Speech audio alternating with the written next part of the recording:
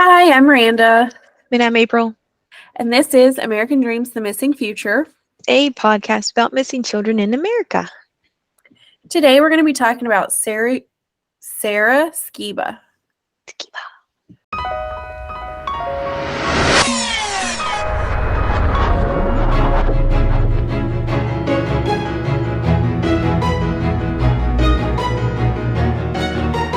Sarah Ariel Skiba was born July 27th, 1989, to Michelle Russell and Paul Skiba.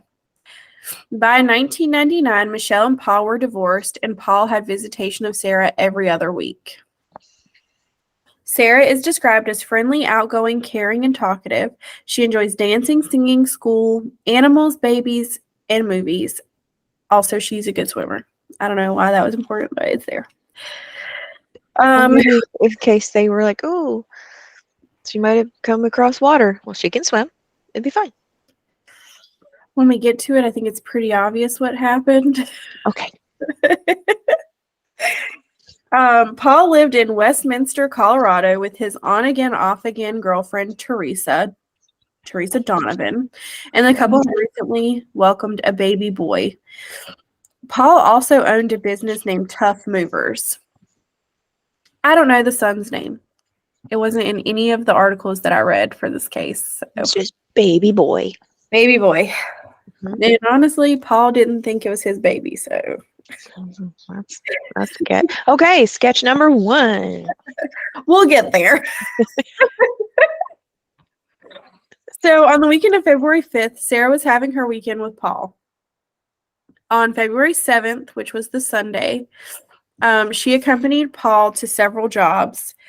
They went and met an employee of Paul's, Lorenzo Chivers, which is probably wrong. I apologize. Chivers. At the Tough Movers lot around 8:30 a.m. One source reported that Jerry Bybee, who was another employee and a friend of Paul's, was actually supposed to be working that day, but he had some kind of like funeral or wake to get ready for.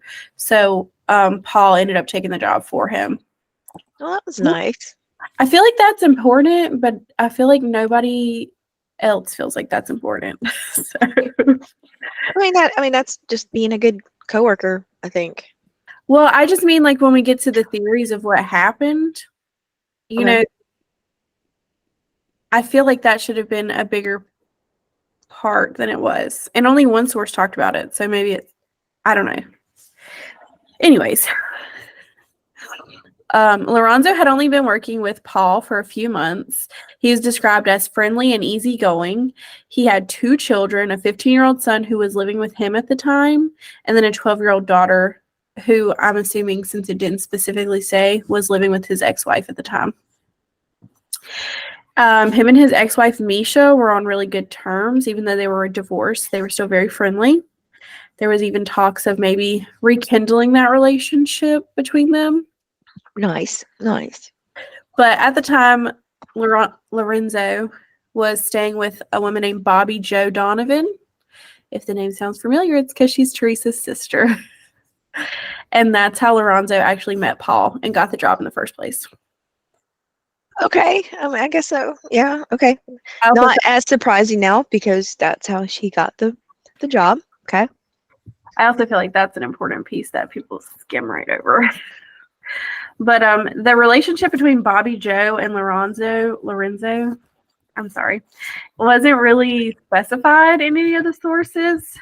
But to me, it seems like maybe they were just roommates. Like he was just staying with her at the time. It didn't say they had a relationship. So Lorenzo and his son were staying with Bobby Jo. Or Bobby Jo was staying with them. I'm not sure. But at this point, they lived together. Okay. Noted. There was another person that was mentioned, but only like in one source and only for a second. I don't even know who they are, so I don't know what significance they play, so I just didn't put them in. All right. Just a random, and they're like, and Josh called. Who is Josh? We don't know. So anyways. Okay, so we got 3 main, I don't want to say characters, but people.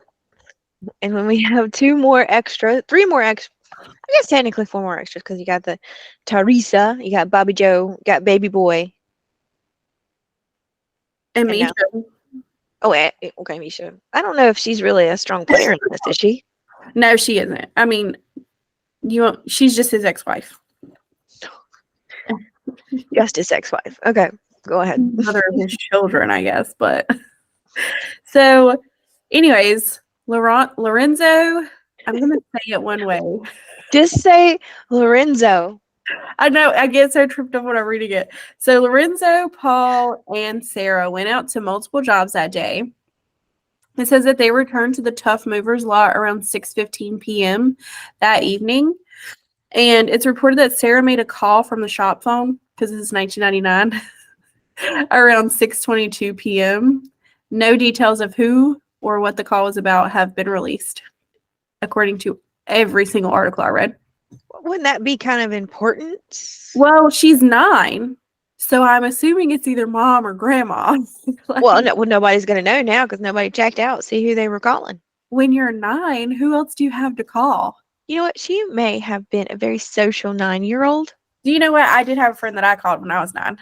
Her name was, ironically enough, April. Not me. My 9-year-old friends he calls.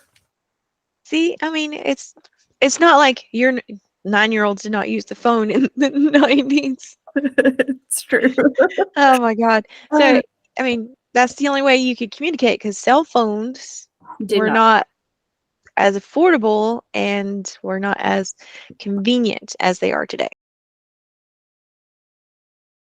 She made a call at 6:22 from the shop phone. Nobody knows what that was. I mean, the police might know, but we don't know. There was also later on in the investigation, when the investigation actually starts, we'll get to that. There were witnesses who said that they saw a moving truck coming and going frequently from that lot starting at 7 p.m. until midnight. So that's important later. Well, that's definitely sus right there. So when Paul didn't return home that night, Teresa called the police to report him missing, and she claims they did not take her seriously, which, based on the remainder of the story, I would say is true. So she then calls Paul's mother, Sharon. Oh, so we have another player, Sharon. She's out of town right now. She's out of town when she gets the call from Teresa. And Teresa's like, I tried to report this to the police. They didn't take me seriously, but Paul never came home. At this point, Sharon makes a call to the police. And again, is not taken seriously. And later it comes to light that Sharon had made multiple calls to the police, and at no point did they ever take her seriously. I mean, I think that would be something to seriously consider. Well, it's because they have their own theories. So, I mean, obviously the theory is that she's full of crap. That's why they didn't take her seriously.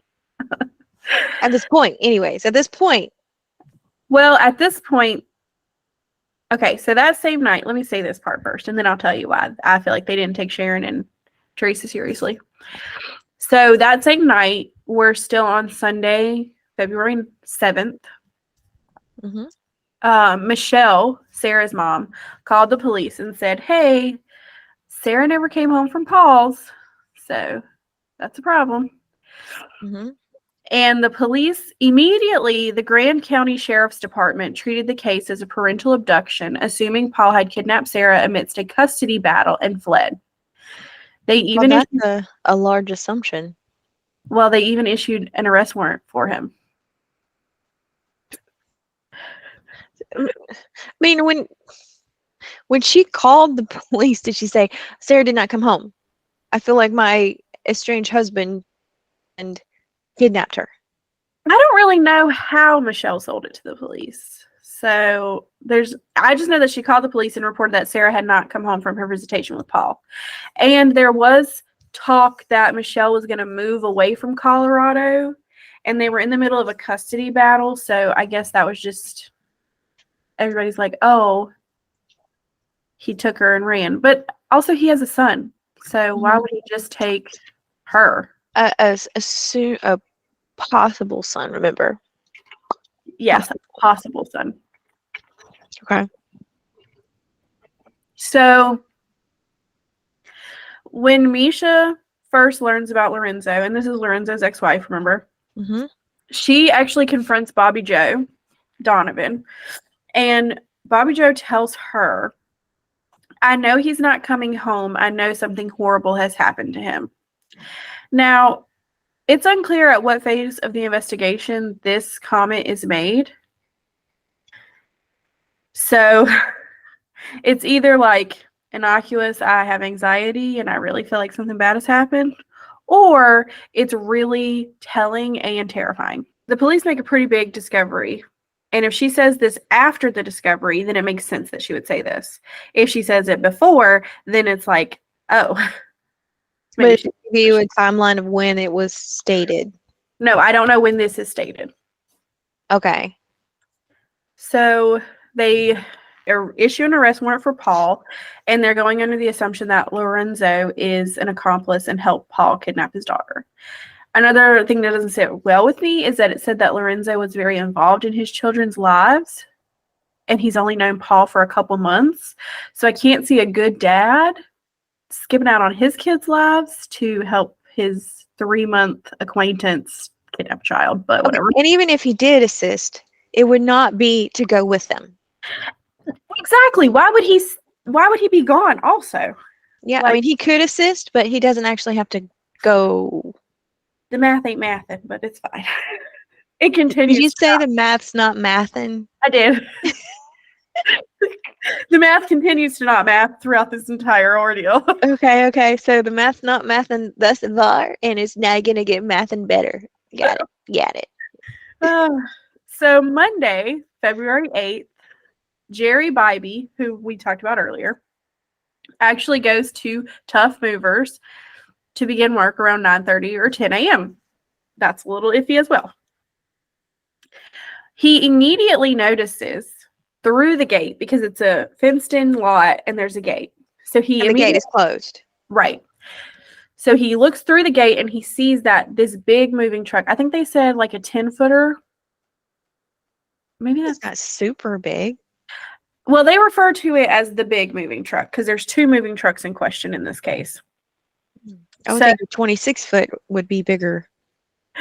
The big moving truck he immediately sees is parked weird, out of the norm. Jerry describes Paul as sort of a neat freak, and he states that the trucks had a specific way that they had to park. And this big truck in particular was meant to be backed into the parking space and straight in between the lines. Like, I feel that because I'm the same way. I was about to say, I don't think it's weird. I think it's just OCD. If we're parked crooked, we're fixing it, okay? Mm-hmm.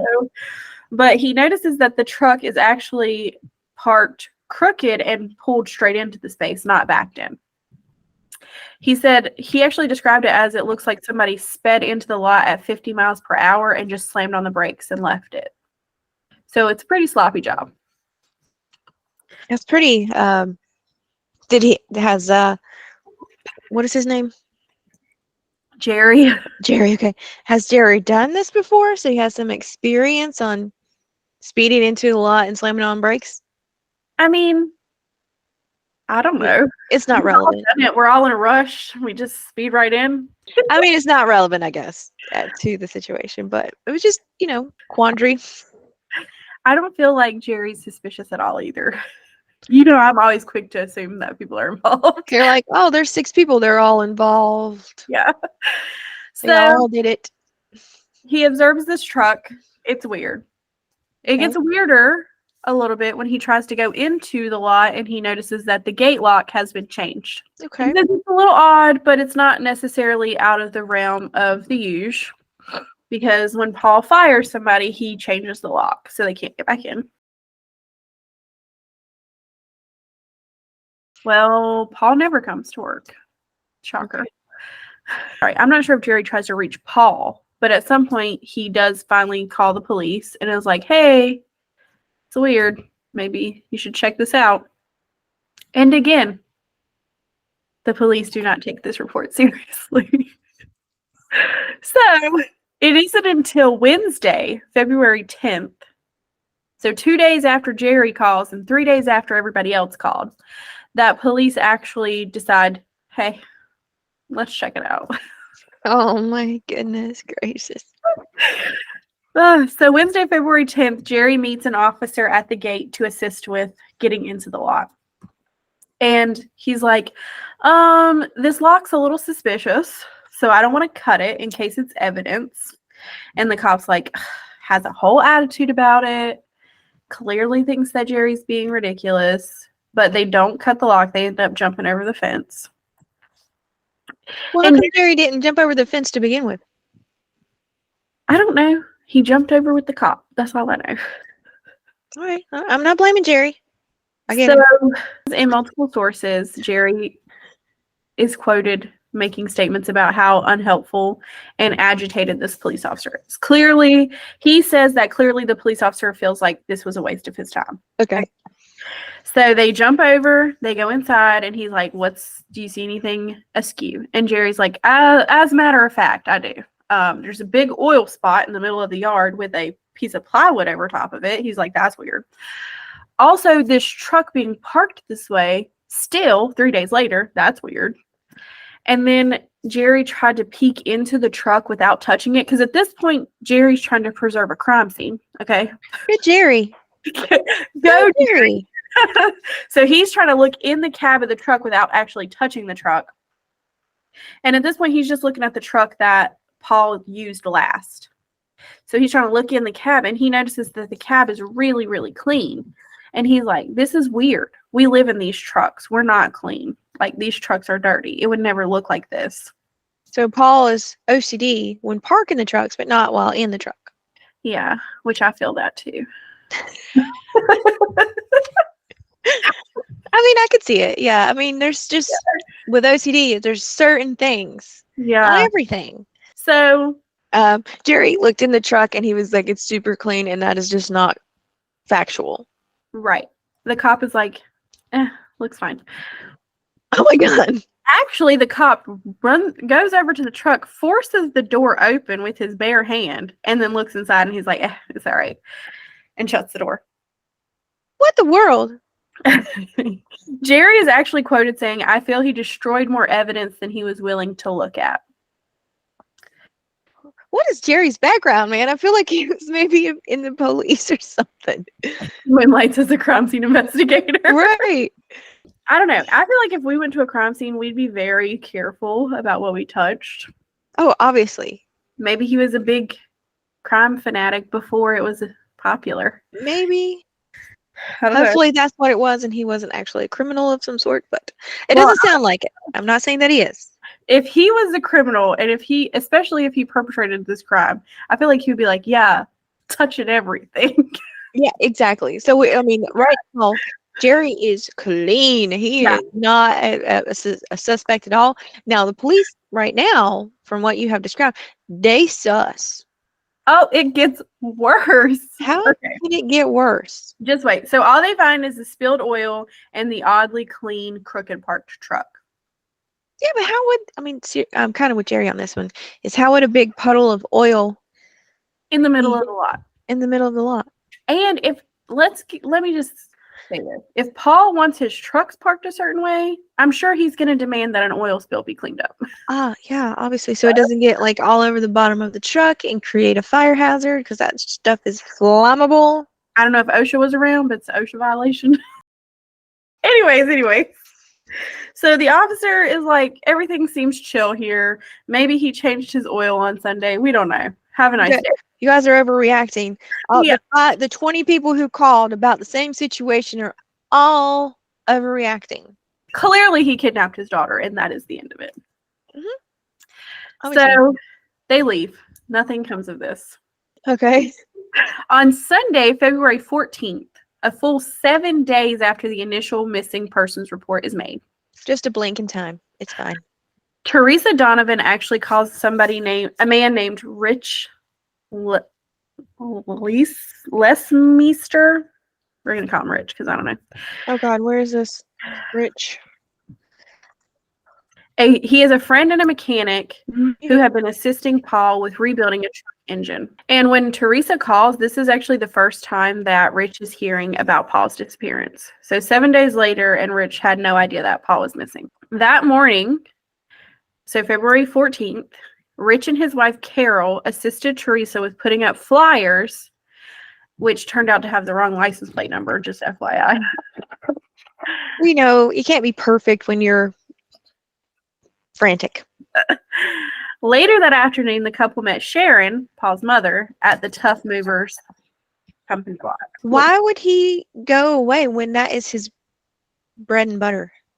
He needs to work. And it's not like he lost custody of her, which is typically when parents abduct, is when they have no custody whatsoever. Mm-hmm. So Rich and Carol go to Tough Movers to have a little look-see.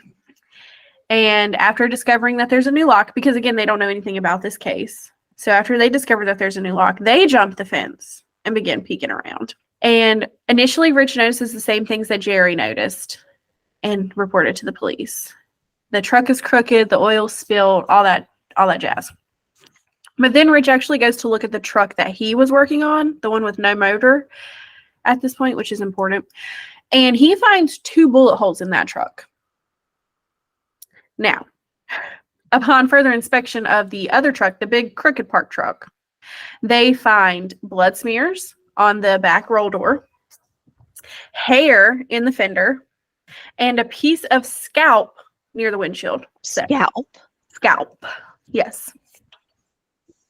Jeez. And this is the truck that the police and Jerry looked at? Yes. Yes, it is. Wow. So, he didn't even take a cursory look around the vehicle. I mean, the bullet holes are in a different truck. But the scalp, I mean, how big was the scalp? A little, I think. Not big. Like minute? Like, what I'm imagining is that it's, if you don't really care and you're not really looking for evidence, it's something that you could easily look over. But what about the blood smears? The police attributed, when Rich reports this to the police, which he obviously does, they say that maybe Paul or Lorenzo cut themselves and they like were messing with the truck door and it just smeared off, because apparently it's not like a bunch of blood. The smear at this point is not a bunch of blood. Wow, that's a nice little cop out of an explanation. Continue. So, according to an article on talkmurderwithme.com, police continued to view this investigation as a parental abduction, even after Rich has reported all of this evidence. And they're on Lorenzo as an accomplice. Though, if it makes you feel better, they doesn't have the 2 trucks towed into evidence. Oh, so what? The cops can go in there and just have a heyday, rotting, touching it, climbing it, destroying any other evidence to it? Yeah, they also cut the lock and left the gates wide open when they towed the trucks. Didn't even put crime scene tape up, nothing. So the police really are like really red flag. You know, and I don't even like to discredit the police, but this is ridiculous.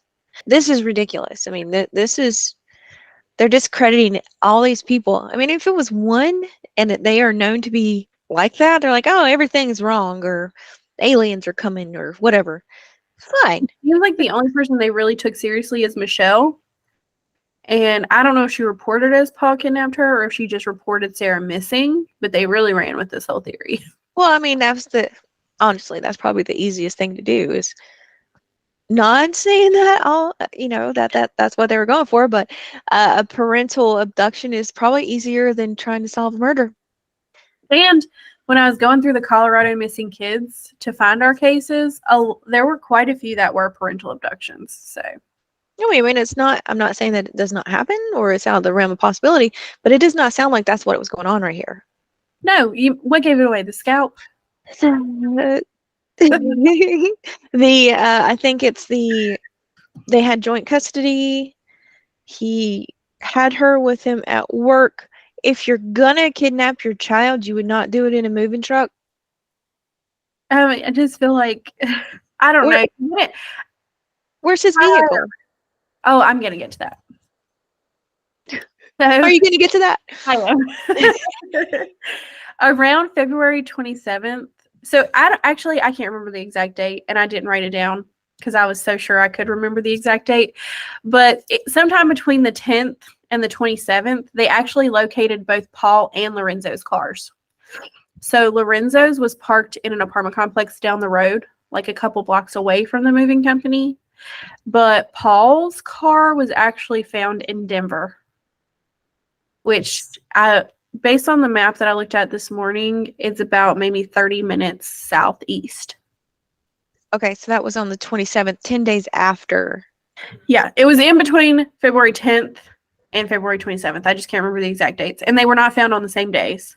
Lorenzo's car was found first, and Paul's car was found second later. Okay, so if he abducted her, he'd go further than Denver. Well, obviously he went to Denver and stole a car. I'm just kidding. But anyways, so several weeks after the cars were discovered, I think they said at least like 4 weeks out from when the missing persons reports were. So a couple weeks after the cars were discovered, the trucks were returned to the lot to Sharon. To Sharon's horror, she found blood and tissue evidence still present on the moving truck, the big truck. So of course, she's like, do you guys make it a habit of sending evidence back home to the families? And of course, they come back out to further investigate. What? Only this time they were accompanied by agents from the Colorado State Bureau of Investigation. Who called them? AKA CBI. Probably someone in the department who was like, they're really not handling this case, bro. Y'all need to do an internal investigation on these people because this is obviously something more than an abduction. I know that the FBI has to be invited into local investigations, but I don't think the State Bureau has the same restrictions because they have jurisdiction over the whole state. Mm-hmm. So what I wonder is if they weren't alerted whenever they found the car in Denver, which is outside of the jurisdiction from the police. That was a whole nother thing. There was like lots of jurisdiction issues. They're like, Sarah was reported missing in Thornton. The crime scene is in Westminster. They were last seen in somewhere else. I can't remember. Like there was a whole mess of jurisdiction, and that's probably actually why the CBI got involved, because they have big dog jurisdiction. So the CBI tests the trucks with luminol. And for the people who do not know what luminol is, it's a solution that you cover an area with and then use a black light, and it'll react to blood, and then you can see it in the black light. I'm not a crime scene technician. I don't know what luminol is. I just know what it does. It kind of highlights human bodily fluids. Thank you. That's what I was going for. Yeah, it does. Something about the compound in the luminol reacts to the bodily fluids. There you go. Or more prominently, blood. Yes. Even if you clean it up, it can still see it. Which obviously they did clean it up. Mm-hmm. Anyways, so the luminol test shows copious amounts of blood in the cab of the truck and on the back of the truck also. Oh, Lord. Oh, also, add this, the oil spill that was probably nothing was actually spilled intentionally to cover up another puddle of blood. Oh. Guess what, guys? Bleach, motor oil, these things do not hide blood evidence. No, because it picks up on human fluids. And I really think human blood is really difficult to break down. I think so, yeah. Yeah. I mean, I know you can somehow. I just don't know, because hopefully I'm not going to kill somebody. Who knows? Lie eats everything. But also don't kill people.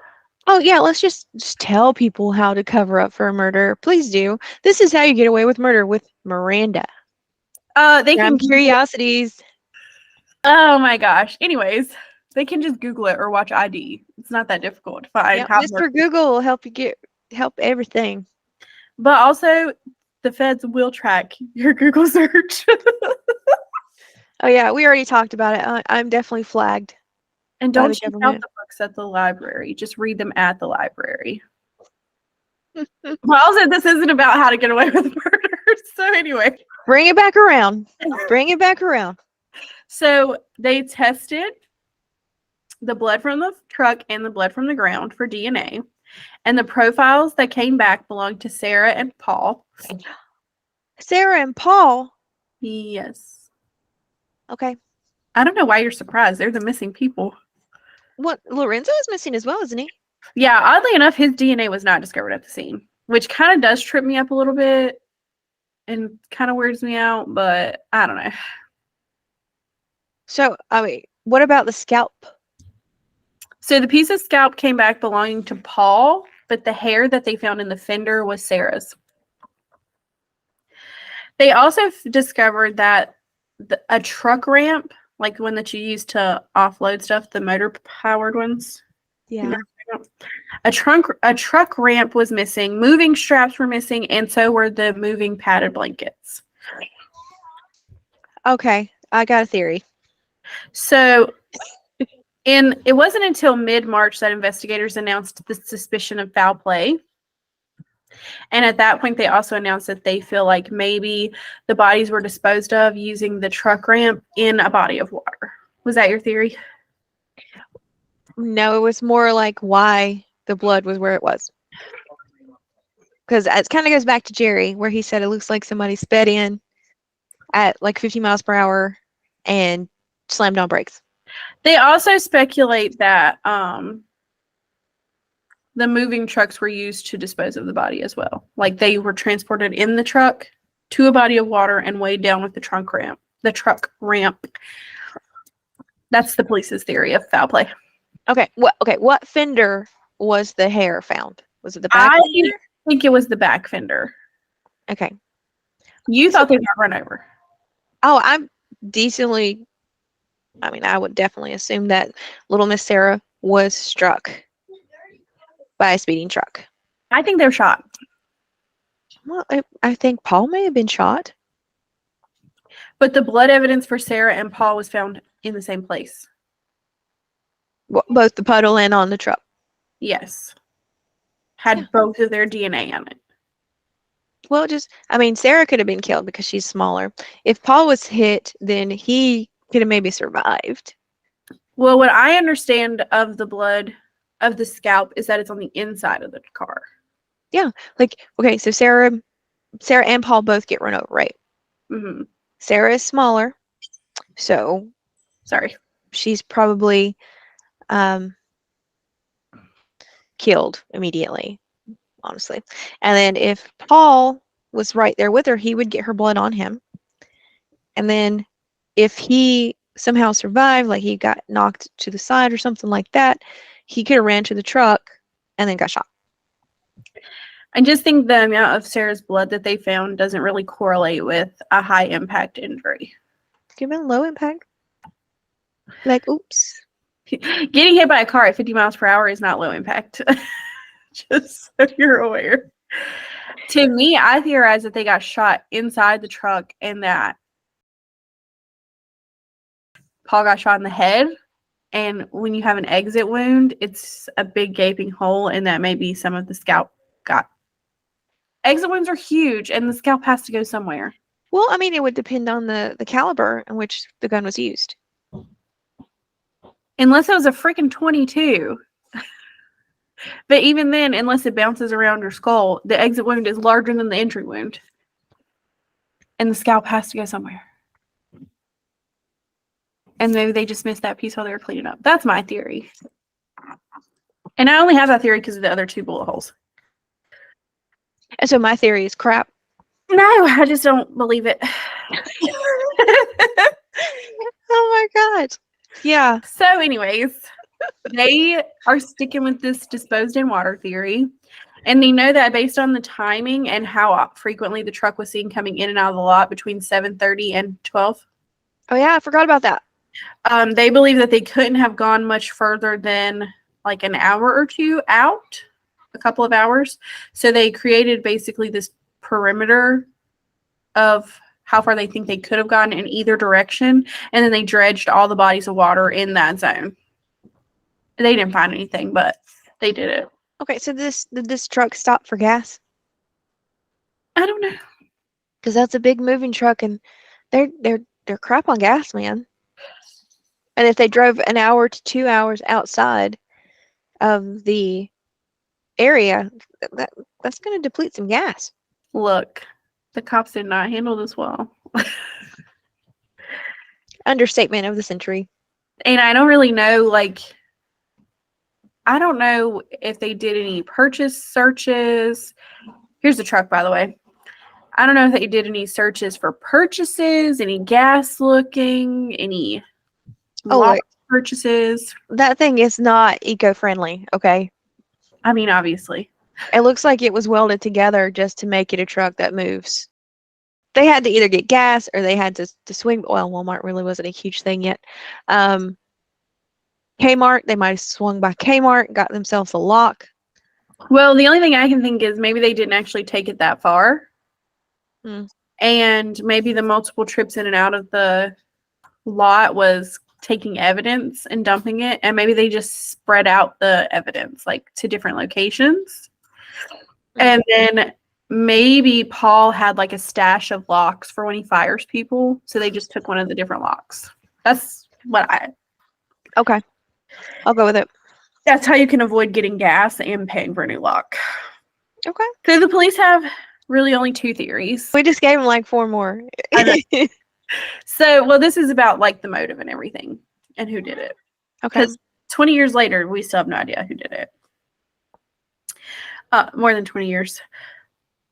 But anyways, so somebody had, I can't remember who, but somebody stated that Paul actually let drug dealers park their cars on his lot. And I don't know how true that is. But he changed the lock every time he fired somebody, but he's going to let drug dealers park their stuff there? That's what I was thinking too. But they were like, he had let some drug dealers park their car on his lot, but then he had it towed. So they think that maybe Sarah and Lorenzo was in the wrong place at the wrong time, and that Paul was the intended target, and they were coming to, like, retaliate for the car getting towed. But that's where I feel like it's important to note that Paul wasn't supposed to be working that day. It was supposed to be Jerry. So I don't feel like a outside party would know about the shift in scheduling. You know what I mean? Mm-hmm. Like, how did the drug dealers know that it was Paul instead of Jerry? Well, it's already concluded that the cops were trying, I don't know what they were trying, honestly, but I mean, they were going to go with a parental abduction of the child and not anything else. And then Jerry's like, this is really sus. We should not disturb anything. And then the cops are like, here, let me just grab that. It's fine. Could have been the cops. Yep, it could be moles. You just love a good mole theory. Those are like my favorite ones in those cop shows. Is there an internal mole? Who is it? Dirty cop. Mm-hmm. The other theory, because the drug dealer theory just isn't hitting for me. Like, he changes the locks when he fires people, but he's going to let drug dealers on the lot. That's what I said. I know, and I'm agreeing. It's not really hitting. The math ain't mathin'. So you don't have to be a mathematician. No, this ain't adding up. The second theory is that Teresa Donovan either killed them or hired somebody to kill him, to kill Paul specifically, because Teresa would have known about the schedule change. And the motive is because, as I mentioned earlier, Paul didn't think he was the father of the child. He was going to have a paternity test done, and he said if the paternity test proved that he was the dad, he was going to sue her for sole custody of the baby. And he wanted to terminate their relationship, period, because he was fed up with her shenanigans. So what shenanigans was she up to that he would think to get a paternity test? Well, it was I don't know. He just said that he had doubts that the baby was his. But there were reports that he would come home from work on days that they had Sarah, and Teresa would be at the neighbor's house partying, leaving the baby to be taken care of by Sarah. Mm-hmm. And the baby was only a couple months old, so that couldn't have been going on for too long. But so their relationship just wasn't good. And it's kind of weird that Teresa was living with Paul and Bobby Joe is living with Lorenzo. And then if Bobby Joe made that statement about something terrible happening to him before all the blood evidence was found, that's really suspicious. Mm-hmm. Also, it should be noted that Teresa failed a polygraph test. They gave her a polygraph test. Yes, and she failed. Okay. What do we got? What else we got? That's really it. That's really it. That's all. So nobody knows what happened to them. Lorenzo never showed back up. Mm-mm. Paul has been MIA, assumed dead. Sarah, assumed is dead. And probably Lorenzo's dead too, honestly. They're all three probably dead. Absolutely. If Lorenzo's not dead, he's hiding because whoever killed Paul and Sarah was like, I've been watching too much of The Good Girls. He's like, stay quiet and stay hidden or you're next. Maybe Lorenzo was hit by the truck. Oh, but the blood didn't show up as Lorenzo's, right? Yeah, but you don't necessarily bleed when you're hit by a car. He could have had internal injuries. Bled inside. Fair. Yeah. Fair enough. Well, this was a doozy. Yeah. This was obviously not the happy ending you asked for last week. You're right. It is definitely not. Maybe next time. And it did not make a good light for the Thornton Police Department at all. This wasn't the Thornton Police Department. This was Grand. Hold on. I got it. Grand County Sheriffs. Okay. Well, Grand County, Westminster, Thornton. Everybody's not looking great. The CBI made progress. hey, CBI. High five for you. Still didn't solve it though. No, I mean, but they got a bit more information and they took it seriously, unlike the other police people. I just can't help but wonder if the case had been taken seriously immediately, if better evidence could have come. Oh, absolutely. Absolutely. Maybe the case wouldn't be cold for 20 years. And probably will never be solved. You're right. Oh. This is not a happy ending. No, next week won't be either. Actually, don't expect a happy ending this season at all. Sorry. All right. Well, if everybody wants to stay with us and we get all the miserable stories for the rest of the season, please like, subscribe, and follow. We try to make it fun. As fun as murder could be, or missing children can be. Yeah, this is supposed to be about missing children, and it just took a turn. But it was too late to change it. I was already in it. I was like, we're just going to have to do it. Well, and she is missing because she's never turned back up. And she has actually not been presumed dead by law enforcement. But they do describe her likely injuries as fatal. So I don't know what we're doing here. I don't either. That's weird. If we say that she was probably fatally injured, but then we have her classified as an endangered missing instead of presumed dead, I don't know where we're at. Mm-hmm. I feel bad for Michelle, though. I do too, especially because I have a similar co-parenting situation. And every time he goes to his dad's house, I just worry that he won't come back. It is scary, though. It is. I mean, especially kind of like for you where you have like the super anxiety. It's difficult to co-parent, especially since I have anxiety and am a control freak. Oh, you admitted it. I admit it. First step. I will not be seeking help. Fair enough. Please join us again when we travel down another missing child road. You want me to tell you who's next? Yes. Oh yeah. Let's have a shout out. Our next case is Yvonne Mestis. Look it up if you can spell it. Until next time. Bye. Bye.